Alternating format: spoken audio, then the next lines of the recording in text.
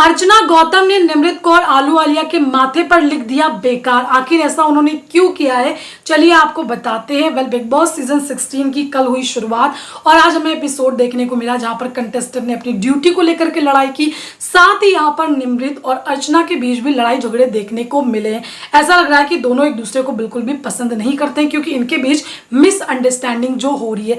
दरअसल आज यहाँ पर कुछ कंटेस्टेंट को टास्क दिए गए थे। एक फोन रखा है बिग बॉस के घर में जहां पर मिमिक कोई आर्टिस्ट होंगे जिन्होंने अलग अलग आवाज में अलग अलग सेलिब्रिटीज की आवाज में फोन किया और कंटेस्टेंट से बात की और उनको टास्क दिया। तो सबसे पहले कॉल आया आमिर खान का, तो उन्होंने कहा कि शालीन को फोन दो। शालीन ने फोन उठाया, शालीन काफी खुश हो गए कि वाह आमिर खान है, तो यहाँ पर आमिर खान के नाम से वो काफी खुश हो गए।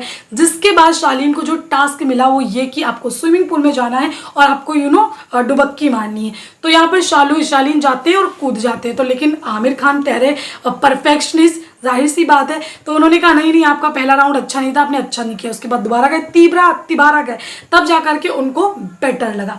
उसके बाद यहाँ पर कॉल आया ऋतिक रोशन का। तो बिग बॉस के घर में एक ही है ऋतिक रोशन जैसे, वो है गौतम विक। तो गौतम विक को फोन दिया गया, तो गौतम विक से कहा गया कि अब मेरी तो मतलब ऋतिक रोशन की फिजिक कितनी अच्छी है।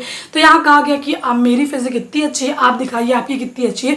तो गौतम विक को शर्टलेस होना था, जिसके बाद वो हुए। उन्होंने कहा कि मेरी तो उतनी अच्छी नहीं है, इस पर मैं काम कर रहा हूँ। साथ ही उनको ये भी टास्क दिया गया कि आपको सारे कमरे में जाकर के मेरा वो सिग्नेचर वाला डांस करना है, टिनी। तो ये चीज उन्होंने की। उसके बाद कॉल आया सोनू निगम का।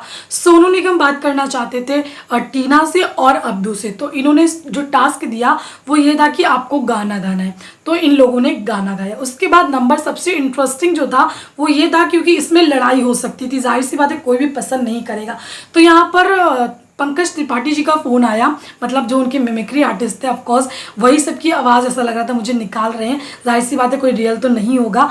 तो उन्होंने अर्चना से बात की, अर्चना से कहा कि सबसे मतलब आपको जो भी बेकार कंटेस्टेंट लगता है उसके माथे पर जा करके यहाँ पर बेकार लिख दो। अर्चना काफ़ी खुश हो गई क्योंकि उनकी कुछ वक्त पहले ही निमृत से हो गई थी लड़ाई झगड़ा, जिसकी वजह से अर्चना ने पूरा मौका उठाया, लिपस्टिक लेकर के गई और निमृत के पास गई और बोलने लगी कि मुझे टास्क मिला है। पहले तो निमृत मान नहीं रही थी, लेकिन अब ये टास्क है वो तो करना पड़ेगा। उसके बाद जब निमृत को पता चला कि बेकार लिखना है तो निमृत को काफ़ी बुरा लगा और वो काफ़ी इमोशनल भी हो गई, लेकिन ये टास्क था तो पूरा करना था।